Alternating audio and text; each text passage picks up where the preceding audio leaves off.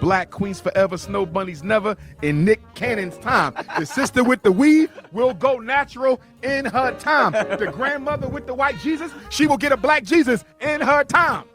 Understood. You got to give people time to get to where they need to be. And we're the only ethnicity in America who's more loyal to their religion than they are to their community. Nobody else puts religion above race except Negroes, and that's why we last. Wow.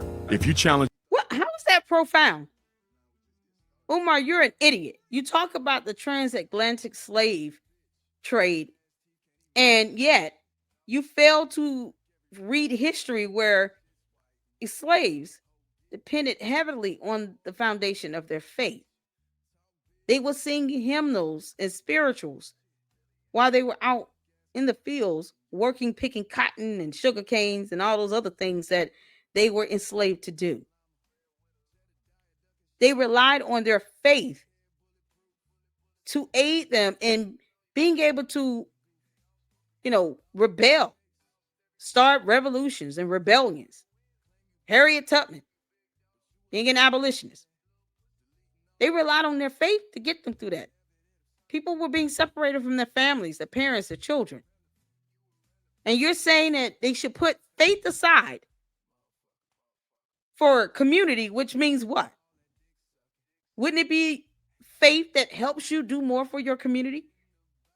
Because if for nothing else, my faith says that if I go out and help my neighbors, that at the very least, if God blesses me with nothing less than life, health, and strength, there is at least some blessing in this. You reap what you sow. That's a biblical scripture based on the foundation of Christian faith. You shall reap what you sow. So from that alone, what do you mean? That catapults and energizes people to want to do more for their community. Because they're compelled to do it because of their faith. Because they believe in helping people. Because they believe that, this is the right thing to do. And to show some sort of goodwill towards, your fellow brethren. And he's saying you should not, it's the faith that it's the religion that keeps people from being a part of a community. What? The white power structure, you got to have people you can trust with your life because one day you may have to. That's also why it can make it difficult for me to date. Because of the celebrity part of who I am, women often want to be able to brag that I know him personally. You can't do that because what if I need to hide out at your house? I can't. So the dating game gets tricky because women don't understand you got to shut up. And what we got, you got to keep it to yourself because I might need you to do something for me that could be a matter of life or death. And I can't trust you because you're too loose with your lips. You can't. Yeah, like, getting loans for him and giving him money and thinking that you're supposed to just cook and feed him and, just be there for him as a sexual object and nothing more. Because that's all Umar sees women as, because he hates black women. Just see them as sexual objects. That's it. That's as good as it gets. You talking to someone who stated from the article we just read that the women make the decisions. So Nick Cannon doesn't even believe that men are the head of the household. And that you get Umar talking about basically looking at women for someone to help bail him out and support him and not the other way around. Because he doesn't have a job or a sense of community or family. Somehow marriage still involves him thinking he can marry two women. So he's a polygamist as well as Nick Cannon. This is so crazy. And do that when you dating the activists. Honor, privilege, and a pleasure once again. Done nothing.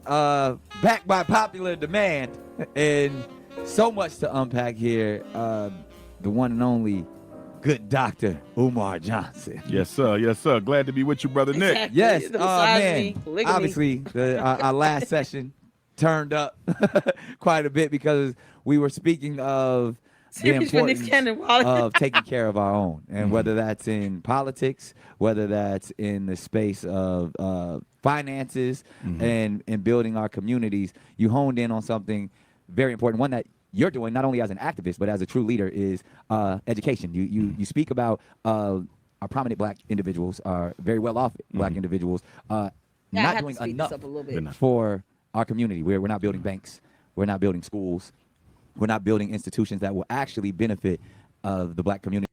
LeBron James built the whole school. So did Jalen Rose. You've had whole black communities that existed even during or even before, the Jim Crow segregation era. You had whole black communities that existed that were predominantly black, where, people were business owners, homeowners. They kept everything in the community until, something happened and racist people decided to burn it down. You know how many communities have been destroyed because of an accusation that a black man did something with a white woman? This is during the zenith of Jim Crow and racism, where black people weren't supposed to have their own businesses, and yet you had black communities that supported each other and were predominantly black and were, some of them, very wealthy. So what is Nick Cannon talking? This is the same idiot that thinks that marriage did not exist before the 12th century in England. I want you all to keep that in mind as he sits here and rambles off. But there's a lot of pageantry. And I would love for you to unpack that space and in this session, as well as getting to, the importance of your latest book, Black Parent Advocate, because again, that all circles back into the black household and the importance of that. But I would love to start in a space where we started last time. I mean, we dealt in the world of politics because that's the topic that's prevalent right now. But I think even removing politics, getting back to the black community taking care of its own, and you have openly criticized a lot of our prominent individuals for not doing enough for the black community. But I would question, do we really know that that's our duty, and has there ever been an example of someone who has done that before? It's absolutely our duty, because from a revolutionary historical perspective, from a black cultural perspective, men are supposed to be men under any and all circumstances.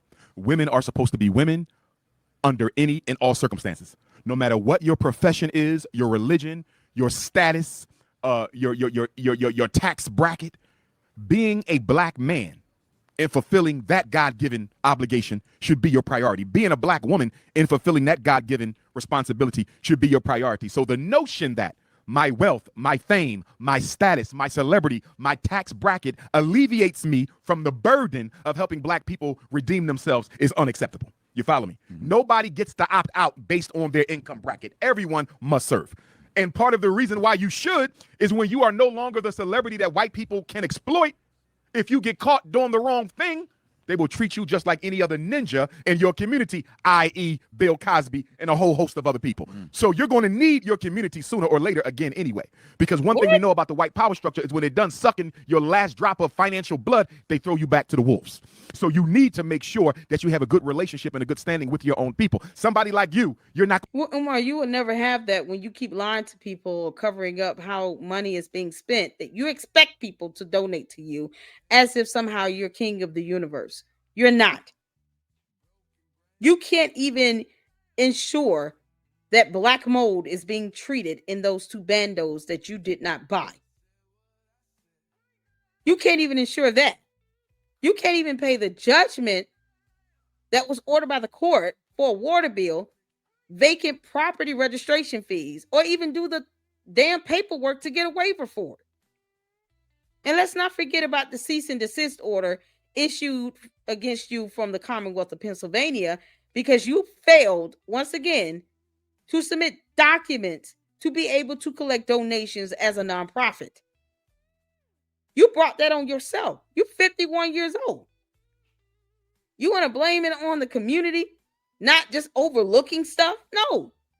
That's the same dumb shit he said when it came to, the inspection thing. I just hope they just kind of overlook it and just give me a pass and this, that, and the thing. No, you don't want to earn nothing.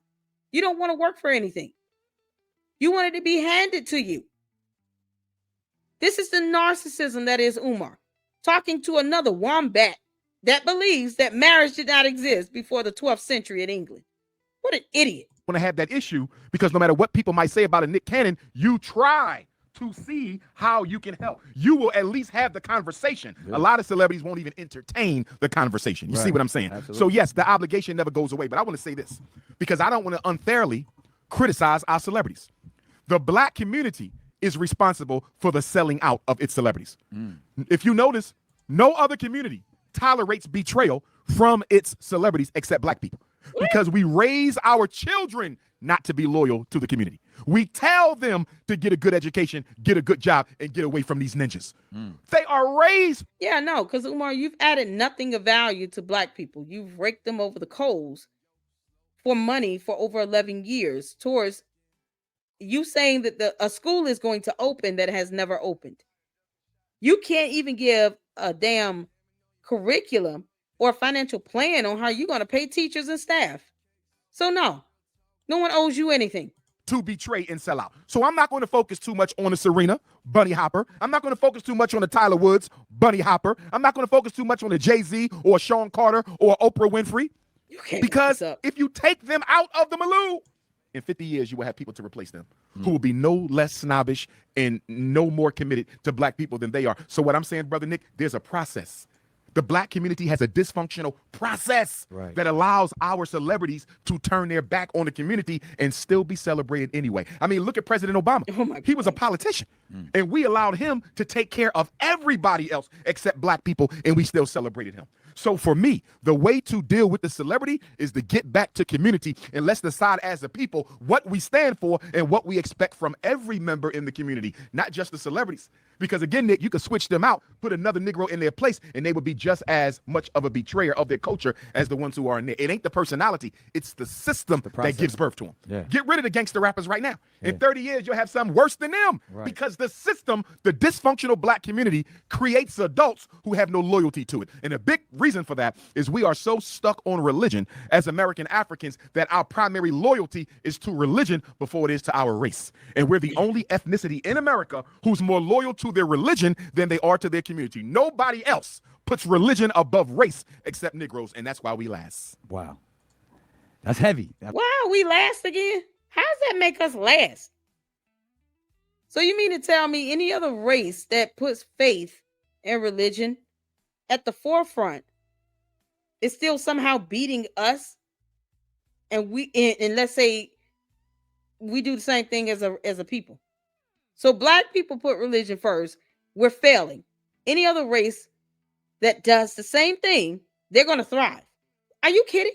Why is he sitting here attacking the black community for having some sort of foundation of faith? It's just so stupid. What is his religion? Don't he walk around here talking about black magic and voodoo and shit? Or how, Ifa Tunde is somehow a thing in his world? At some point, he has some level of religion. It might sound demonic as usual, but of course, he puts that first. He weaponizes it to be a narcissist and then try to weaponize religion to try to get money out of people. Because he knows that black people are more connected to their faith. You can get a lot of black people to help you out when you can tug at their heartstrings over the concept of faith and religion. That's the same thing Candace Owens is doing. She claims she's a Christian or a Catholic or whatever. And she uses that when it's convenient to try to get all her candy ass cult followers to believe everything she says. Do you know how many cult leaders have walked around that were not black, that weaponized religion? Jim Jones, let's start with him. David Koresh. What's it, the Stargazer, Star something? Those are three right there that was spearheaded by white people that put their religion first, their so-called religion as they wanted to see it first, and they destroyed communities. They cost people their lives. Jim Jones literally led over 500 men, women, and children to their deaths, putting religion first. So how is it that the black community is being eroded, but not all these damn cults that's spearheaded by other individuals of different races and ethnicities? Are you kidding me? It goes against the idea of a cult. Many of them are based on some sort of religion. or some sort of spirituality that people weaponize. But it's not just black people. What the hell? I mean,